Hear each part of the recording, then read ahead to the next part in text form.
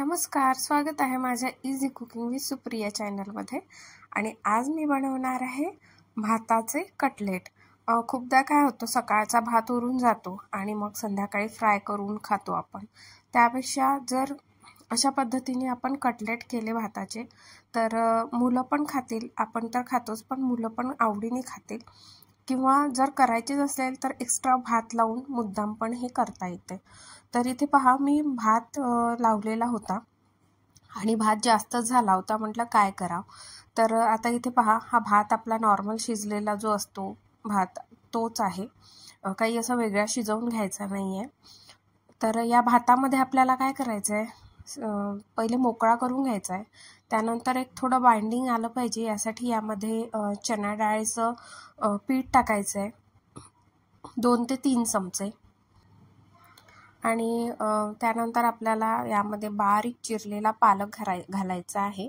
इथे तुम्ही दुसऱ्या पण भाज्या टाकू शकता, कॉर्न टाकू शकता किंवा पत्ताकोबी किंवा गाजर बारीक चिरलेलं, शिमला मिरची असं पण तुम्ही टाकू शकता।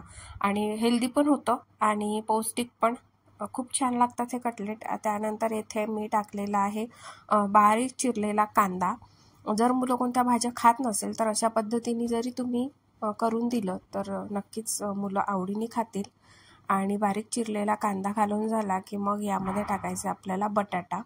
तर बटाटा मी किसून घेतलेला होता आणि कच्चाच बटाटा होता तो, उकडलेला बटाटा घ्यायचा नाहीये।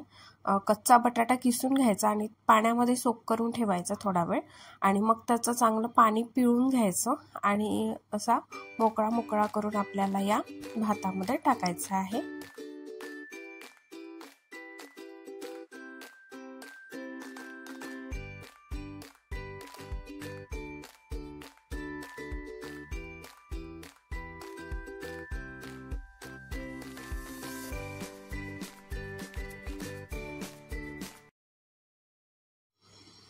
आता टाकायचं आहे बारीक चिरलेली कोथिंबीर आणि मग टाकायची आहे थोडी तीळ।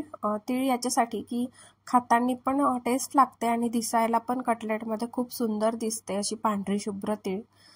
वरून थोडीसं असं हळद, एक कलर यायला पाहिजे त्यामुळे थोडी हळद टाकायची आहे। आणि तुमच्या आवडीनुसार तुम्ही तिखट कमी जास्त करू शकता, जर मुलं खात असेल तर कमी टाका, मी एकच चमचा टाकला आहे मुलांमुळे। बारीक चिरलेली मिरची, हिरवी मिरची पण टाकू शकता। त्यानंतर टाकायचं आहे मीठ अंदाजानुसार। आणि हे सगळं टाकून झालं की आता आपल्याला करायचं आहे मिक्स, आणि मिक्स करून घट्ट गोळा असा बनवून घ्यायचा आहे। फक्त पाणी कुठेही टाकायचं नाहीये, तेल वापरायचं नाहीये आणि पाणी पण वापरायचं नाहीये। या भातात जो आपला चिकटपणा असते त्यामध्येच आपल्याला हे पूर्ण बाइंड करून घ्यायचं आहे अशा पद्धतीने।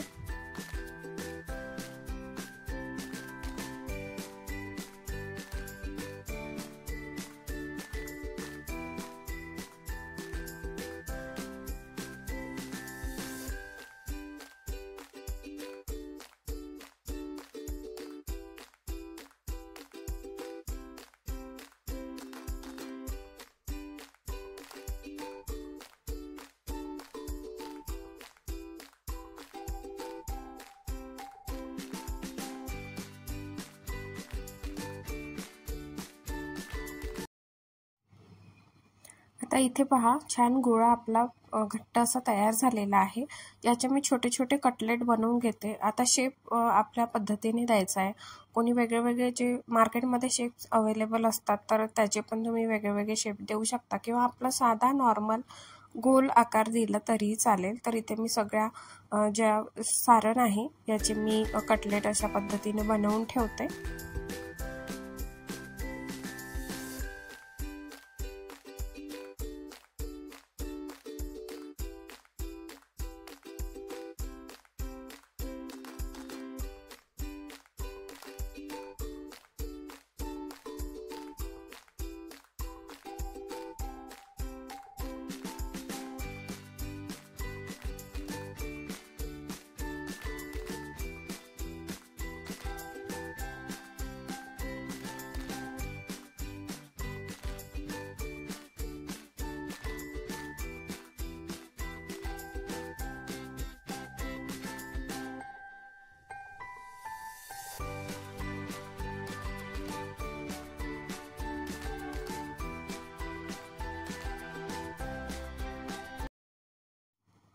आणि आता हे कटलेट बनवून झालेले आहे।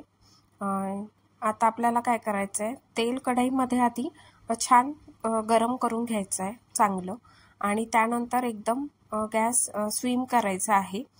चांगलं कडक तेल झालं त्यानंतरच ही सोडायची आहे, आणि आधी गॅस स्विम करायचा आणि त्यानंतर कटलेट आपल्याला तेलामध्ये सोडायचे आहे, नाहीतर ते लगेच खालून करपून येतील। तर अशा पद्धतीने कटलेट पहिले टाकून द्यायचे, त्यानंतर 1-2 मिनिट याला खालची जी याचा साईड आहे ती छान अशी खरपूस होऊ द्यायची थोडी, त्यानंतरच त्याला पलटवायचं आहे, नाहीतर मग ते कटलेट फुटून जातील। तर इथे पहा, पहिले चेक करायचं अशा पद्धतीने, जेव्हा असे ते हलायला लागेल ना तेव्हा समजायचं की कुठे, जेव्हा चिटकणार नाही तेव्हा समजायचं की आता याला पलटवायचं आहे। तर असं थोडंसं हलवलं की खालून ते सुटतात, त्यानंतर याला पलटवून घ्यायचं आहे आणि गोल्डन ब्राऊन होईपर्यंत छान याला फ्राय करून घ्यायचं आहे।